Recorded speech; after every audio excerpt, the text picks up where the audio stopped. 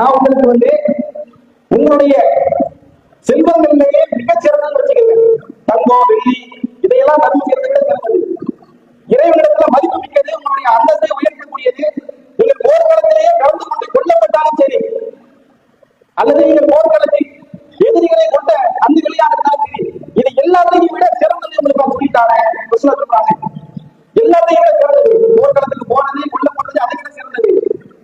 தங்க வெள்ளியை தர்மம் செய்து அதையெல்லாம் விட சிறந்தது. அது என்ன தெரியுமா?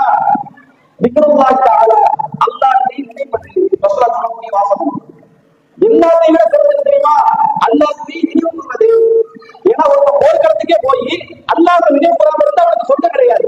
ஒரு போர்க்களத்துக்கு போனா கொல்லப்படுறான், ஆனா அல்லாஹ்வுக்காக வேண்டி இல்லைன்னு வச்சுக்கோங்க, சொந்தம் இல்லை. ஏன்னா அல்லாஹ்வுடைய மறுமையினால சில நபர்களை விசாரிப்பான். அதுல ஒரு ஆள் யாருன்னா ஷஹீதாக ஆக்கப்பட்டவர், அல்லாஹ்வுடைய பாதையில் வீர்த்தியாகம் செய்தவர். அவர் அல்லாஹ் விசாரிப்பாரா, என்ன பாவனுக்கு உடல் ஆற்றல் வலிமை எல்லாம் அந்த என்னாச்சு? அந்த ஆற்றலையும் அந்த சிந்தனையும் அவன் சொல்றான், நான் போர்க்களத்துக்காக பயன்படுத்தினேன். ஆனா அல்லாஹ் என்ன சொல்றாங்க, நீ போய் சொல்ற. போர்க்களத்துக்கு போய் போர் செஞ்சு கொல்லப்பட்டதெல்லாம் உண்மை. ஆனா இது எனக்காண்டி செஞ்சு சொன்னியா இல்லையா? என்னுடைய நினைவாக செஞ்சு சொன்னியா இல்லையா? இது போய் அப்படி இல்லை, நீ நரகத்துக்கு போ. அப்ப போருக்கே போய் இறைவனுடைய இல்லை அப்படின்னா சொர்க்கம் கிடையாது. அதனாலதான் என்ன சொல்றாங்கன்னா, அல்லாஹ்வை நினைப்பதுதான் மிகப்பெரியது.